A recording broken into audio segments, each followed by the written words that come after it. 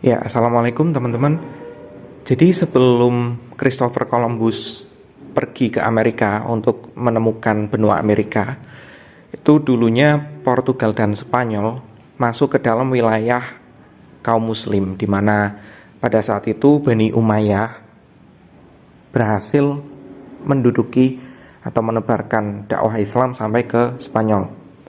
Caranya memang dengan perang, namun ada alasan tertentu kenapa perang tersebut akhirnya diambil. Oke, bahkan Cordoba itu salah satu kota di Spanyol sekarang. Dulunya namanya wilayahnya termasuk ke dalam wilayah Andalusia.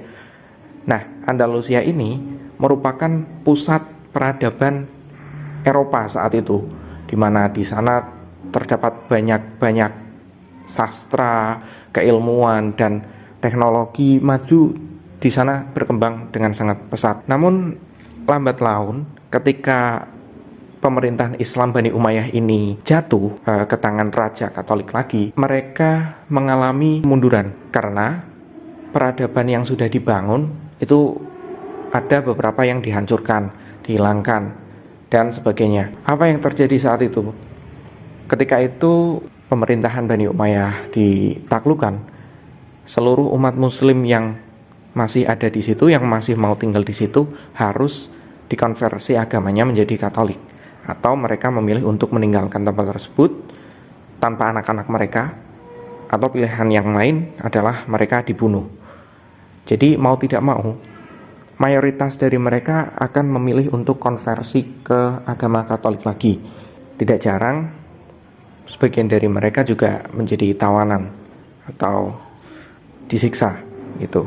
Nah, yang menarik di sini adalah ketika pasukan muslim berhasil menguasai suatu wilayah tertentu, penduduk-penduduk yang sudah tinggal di situ sejak zaman dahulu itu tidak serta-merta dibunuh, disuruh keluar dari sana, disuruh mengkonversi agama mereka menjadi muslim. Itu tidak. Mereka akan dibiarkan dengan kehidupan mereka, dengan keyakinan mereka, sampai pada nantinya dengan harapan mereka akan dengan sukarela bersyahadat atau masuk Islam. Buktinya apa? Buktinya ketika zaman Rasulullah hijrah ke Madinah, Rasulullah berhasil hidup berdampingan dengan orang-orang Yahudi, orang-orang Nasrani, sampai membuat suatu perjanjian di mana mereka itu sebisa mungkin agar hidup rukun, hidup harmonis di Madinah. Dibuktikan lagi oleh beliau, oleh Rasulullah, ketika umat muslim kembali ke Makkah dan ada peristiwa Fathu Makkah, semua kafir Quraisy yang ada di Makkah itu juga dibiarkan dengan keyakinan mereka. Mereka tidak dibunuh, tidak disiksa, melainkan umat muslim diperintahkan oleh Rasulullah agar menjaga mereka, menghormati hak-hak mereka. Berbanding terbalik ketika kerajaan Katolik Spanyol menjajah Amerika, di Afrika juga, di Indonesia juga sama. Tidak hanya Spanyol sih, Portugal juga, Belanda juga pada nantinya, dimana ketika mereka menjajah suatu wilayah, maka wilayah tersebut seakan-akan sudah menjadi hak mereka.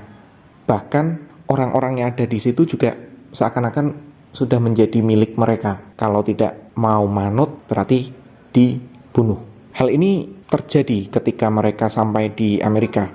Apa yang mereka lakukan pada suku-suku asli Amerika tragis. Mereka membunuh begitu banyak orang Indian, suku Aztec, Inca. Sekarang kalau kalian berpikir bahwa orang-orang Amerika itu kenapa putih-putih, ya karena sebenarnya mereka orang-orang Eropa.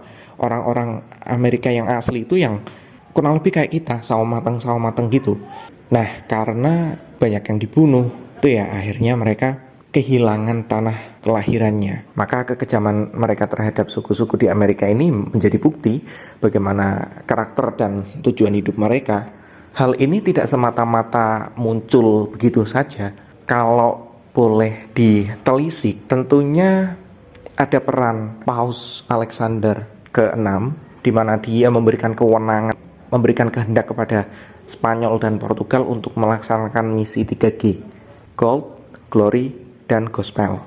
Mereka juga pikir bahwa wilayah-wilayah yang kosong, dalam arti yang belum ada orang dengan penganut agama Katolik di situ, artinya wilayah itu boleh dijajah. Oke, di sini kita tidak sedang membahas agama mana yang baik, agama mana yang benar. Tapi menurut saya bisa jadi ini adalah kesalahan atau miskonsepsi, kesalahpahaman orang-orang Eropa tentang pandangan mereka dalam menjalankan agama pada saat itu. Mungkin mereka menggunakan agama justru sebagai alasan untuk memperoleh kekuasaan. Kembali lagi, kenapa perang adalah jalan yang diambil?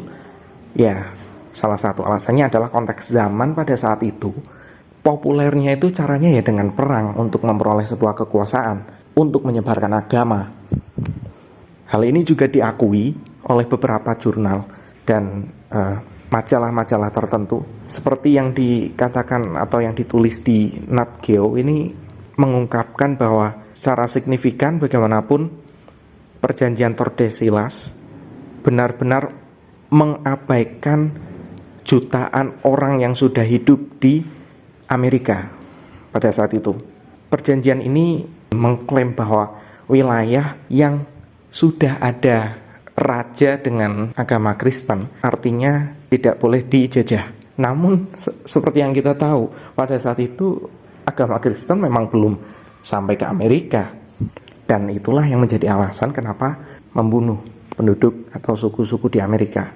Namun perjalanan Columbus tentunya tidak mudah dan memakan biaya yang sangat besar. Itulah sebabnya kenapa dia mencari dana dan mengusulkan agar Raja Spanyol, Raja Ferdinand dan Ratu Isabel itu membiayai perjalanannya ini. Dia menjanjikan kekuasaan, kejayaan kepada Raja Spanyol. Namun dia juga meminta imbalan yang cukup banyak, di mana salah satunya adalah dia pada sisa hidupnya harus menjadi panglima besar atas nama kerajaan Spanyol, harta dan sebagainya. Portugis yang sudah mendapat jatah wilayah jajahan di dunia bagian timur akhirnya mencari sebuah pulau rempah bernama India. India di sini sebenarnya agak rancu, di mana yang mereka maksud sebenarnya adalah Nusantara.